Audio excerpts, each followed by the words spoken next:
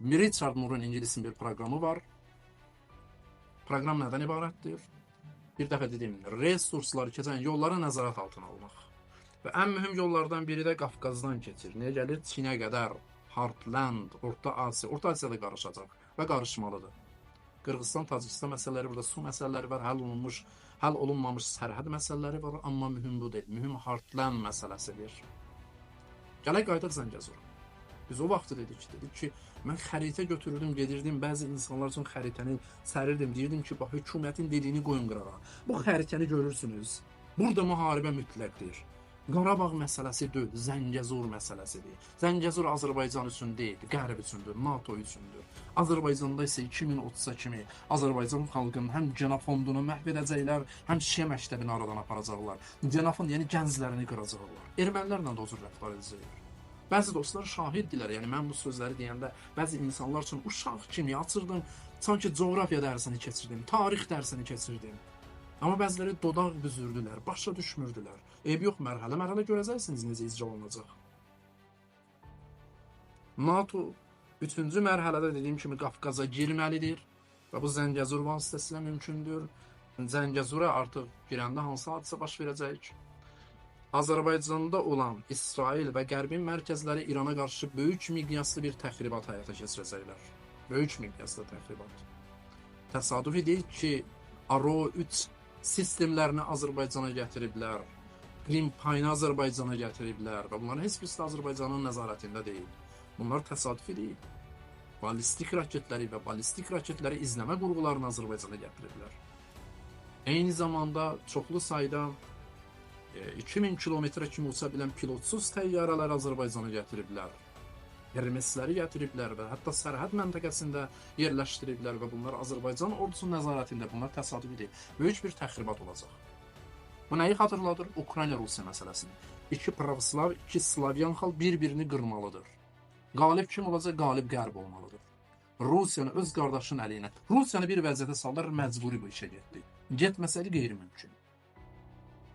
Həmin işi istəyirlər İran və Azərbaycan arasında görsünlər. Bir iş görsünlər, əgər Zəngəzur məsələsi alınsa, birinci etapı uğurla yerinə yetirdilər. Mən təəccüb edirəm, Stepanakert girməyə cürət eləməyən insanlar Zəngəzuru və Sevanı, Göycəni almaqdan danışırlar. Bu sizin üçün sual işarəsi deyil. Çexovun bir sözü var. Deyir ki, əgər görsəniz piyesin birinci səhnəsində divara bir tüfəng asılıb, əmin olun ki, axırıncı səhnədə bu tüfəng atılacaq, bu güllə atılacaq. Əgər 30 il bizə deyirlərsə İran sizin düşmənizdir, əmin olun ki, bu xalqı İranla müharibəyə hazırlayırdılar. Təsadüfi deyildi. Birinci səhnədə gördüyünüz tüfəng axırıncı səhnədə açılmalıydı. Əgər 30 il bunlar pul xərcləyirdilərsə və xalqın milli kimliyini, ümumiyyətlə kimliyini dəyişirdilərsə, əmin olun ki, müharibə üçün fikirləşirlər. Niyə? Çünki İranla İsrail arasına müharibə labüddür. Bunun qabağını almağın ən gözəl yolu budur. Qardaşı qardaşla savaşdır. Və bir cür vəziyyət yarat ki, qardaşı bundan qaça bilməsin, məcbur olsun bunu eləsin. Necə ruslar iki dənə şərqi Slavyan xalqı bir-birini qırır, amma heç bir qalib yoxdur və olmayacaq. Mən bunu məgər Ukrayna müharibəsindən öncə demədim. Bəziləri deyirlər 4-5 günə Rusiya Ukraynanı alacaq. Dedim, olmayacaq, alınmayacaq. Bu bir Vietnamdır, bir tələdir Ruslar üçün. Amma Ruslar çarəsiz bura girişməlidirlər. Çünki əgər NATO girsə bura, Rusiya Ukraynaya qarşı bir sözsə, avtomatik olaraq NATO'nun 5-ci bəndi fəallaşır. Bu bəndə əslən dünya müharibəsidir. Rusiyanın onun qabağını almaq üçün Ukrayna ordusu almalıdır. Həmin işi Zəngəzurda görürlər. Əgər bu alınsa, dərhal avtomatik olacaq, NATO Azərbaycana girəcək. Ya Türkiyə girəcək. Ən azı Azərbaycanı NATO'ya qəbul edəcəklər. Bu zaman Azərbaycandan böyük təxribat olacaq. Hər bir əksül əməl avtomatik olaraq 5-ci bəndi fəallaşdırır. Ölən Azərbaycan gənci olacaq, amma silah NATO'nun silahı olacaq, İsrailin olacaq və Türkiyənin olacaq. Millət genofond olaraq məhv olacaq və Şiə məzhəbi 2030-a kimi maksimum Şiə məzhəbi Azərbaycanda qalmamalıdır. Bu sözləri yadınızda saxlayın. Əgər bir gün həyata keçməsə nə deyirsiniz? Azərbaycan üçün bir dənə Suriya hazırlayırlar. 2030-a kimi aradan getməlidir Şiə məzhəbi. Sağ qalanlar isə öz namuslarını qorumaq üçün, baxın, öz namuslarını qorumaq üçün dağlara və mağaralarda gizlənməyə məcbur olacaqlar, meşələrdə. Əgər gizlənə bilsələr, əgər ölkədən qaçıb çıxa bilsələr. Hətta yad yerlərdə də onlar belə bir vəziyyətə salacaqlar. Proqram budur, çox sadədir. Zəngəzur məsələsi Azərbaycan xalqının marağı üçün deyil, Azərbaycanı Ukraynaya çevirmək üçün, İranın Ukraynasına çevirmək üçündür. Və sonda isə Azərbaycan xalqını məhv etmək və Şiə məzhəbini kamil aradan aparmaq və bu xətti NATO gəlsin, Xəzərə birləşsin. Mənim hesablamağıma görə Xəzər neft və qaz ehtiyatları dünyanın 4-5%-nə kimi buradır. Avropanın enerji ehtiyatları ilə təmin eləmək, eyni zamanda İpək yolu, lacivərd yolunu nəzarət, Çinə kimi nəzarət altında saxlamaq. Qurtardı getdi. Söhbət bundan gedir. Ola bilsin, yenə kimsə qəbul eləməsin. Eybi yox, inatkarlıq üzündən qəbul eləmir, eləməsin. Amma bizim vəzifəmiz xalqla səmimi olmaqdır, deməkdir. Nə qədər insan Qarabağ məsələsinə görə bizə yazdığı üzr istədilər. Ki, biz bu cür fikirləşmirdik. Sizin dediyiniz dəqiq çıxdı. Biz eyni ilə dedik. Cənub hissələri alacaqlar, şimal hissələrini razılaşmaqdan asılıdır.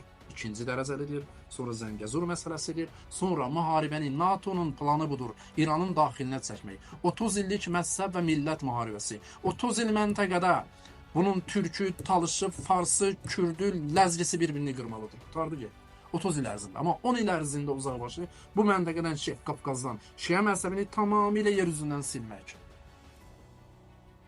O zaman çox gec olacaq əlbəttə. Əlbəttə bu mövzunu biraz da açıqlamağa ehtiyac var. Amma bunları biz demişik. Bəzi insanlarla üzbəüz oturub uşaq kimi, xırdalığına kimi danışmışıq. Xırdalığına kimi danışmışıq. Bəzilərini burada biz deyə bilmirik. Amma ən azı bu xəbərdarlıqları eləmişik. Bəzi insanlar var, heç dindar da deyil. Amma görsən bir təhlili var, mən deyirəm, kaş dindarda bu təhlil olaydı, bunları görəydi.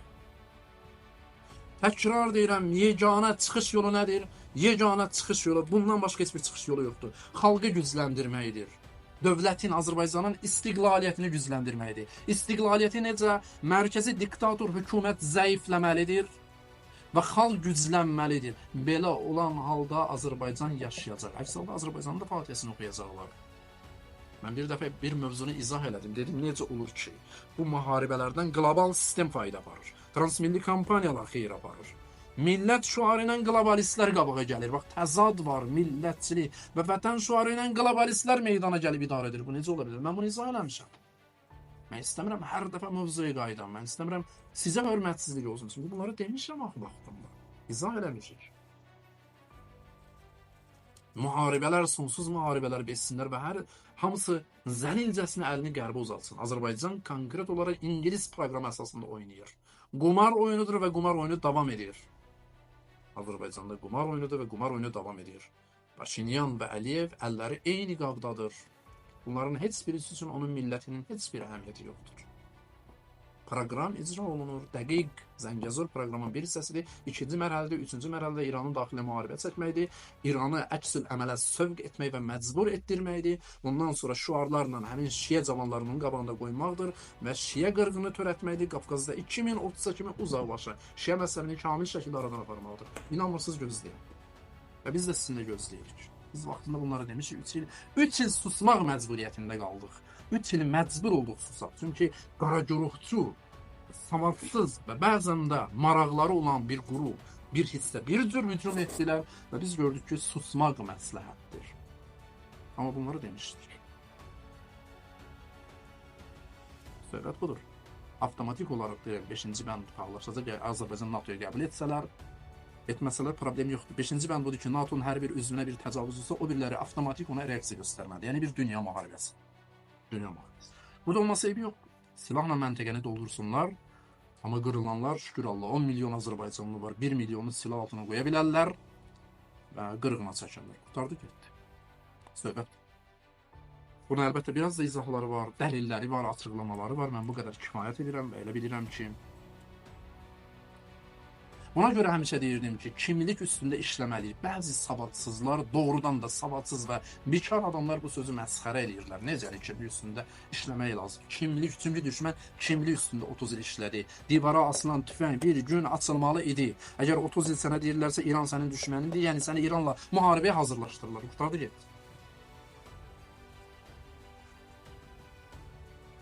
Yazırlar Zəngəzur bizimdir. Axı siz qalmayacaqsınız ki, sizin olsun ya qeyri sizin olsun. Mənim yadıma gəlir Tiryək müharibələri 19-cu əsrin birinci yarısında Hindistanlılar gedirdilər Çinlə müharibə edirdilər. Adını qoymuşlar ki, Çin bizimdir. Amma Çin kimin oldu? İngiltərənin. Osten şirkətinin. Aydındır. Zəngəzur sizin deyil. Çünki siz qalmayacaqsınız. Siz olmayacaqsınız ki, Zəngəzur sizin olsun ya olmasın. Zəngəzur Qərbin, İngilisin və NATO'nun olmalıdır. Çünki bu nöqtənin o qədər əhəmiyyəti var. Mən bunu hansı dildə izah edeyim? Mən doğrudan biraz təəccüb edirəm. İzah edirəm. Deyirəm ki, bu Heartland'a gedən yoldur. Enerji resurslarının keçdiyi yoldur. İrana təzyiq yoludur. Rusiyaya təzyiq yoludur. Bu Xəzər dənizinin neft yanacaq ehtiyatlarına çatan yoldur. Sonra qayıdıb Azərbaycanlı, əgər Azərbaycan deyir ki, bu bizimdir. Xeyr, sizin deyil. Onu sizə verməyəcəklər. Onu sizə verməyəcəklər. Onu özlərinə götürəcəklər. Amma sən əskər olaraq bədbəxt Hind sipahisi kimi silah götürüb İngilis üçün döyüşəcəksən. Amma keyfini və ləzzətini İngilis aparacaq. Görərsiniz.